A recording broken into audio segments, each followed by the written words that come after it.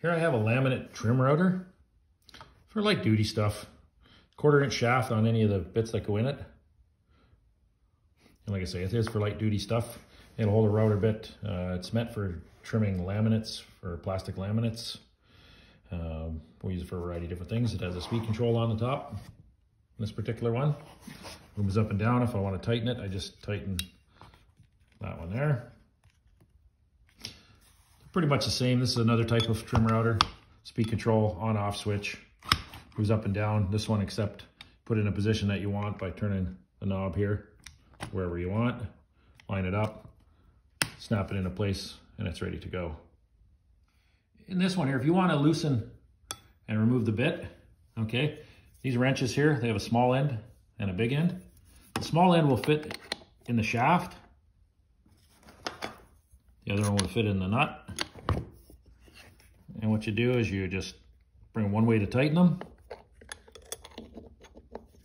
To loosen them, if you pull them together, they loosen up a lot easier than trying to pull one against the other. And what you do is you just spin the nut back. Up comes the bit. When you have a bit like this, when they manufacture them, they have a radius or a little round right in the corner here. When you put them into the router, you don't want to put it on that radius, because once you clamp down on it, what the bit do is it'll slide out of the bit. So what you want to do is you want to extend down at least 1/8 of an inch. I'll say 1/8 or a little better than 1/8, so that you're sitting on the flat part of the shaft and not the round part. So what I do is I want to maintain a distance of about 1/8 of an inch between the nut here and the bit itself. To tighten the bit, I'm going to work it up. See, it's too loose. Why waste your time on it? You might as well spin it back up until it gets tight.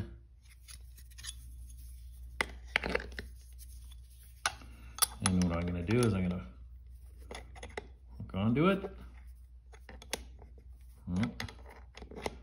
Getting a bit fussy today. And I do that.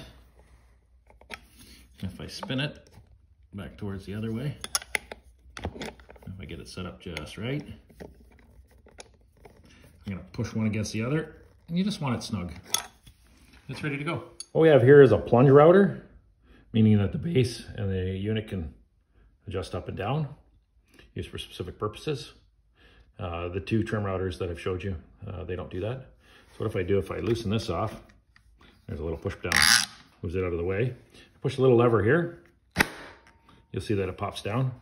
Now I have access to the actual bit, and I can loosen it off. The way to loosen this one off is, if you push the button, it eventually falls into a spot.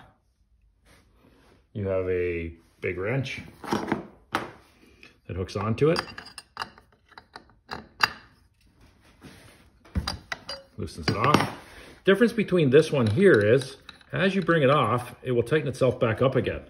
This prevents that bit from coming loose.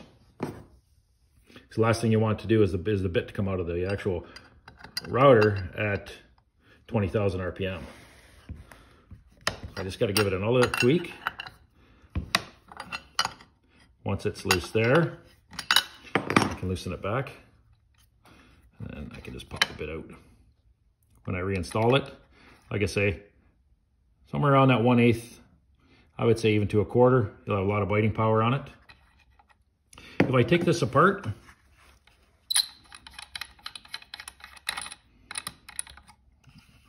this is what you have inside.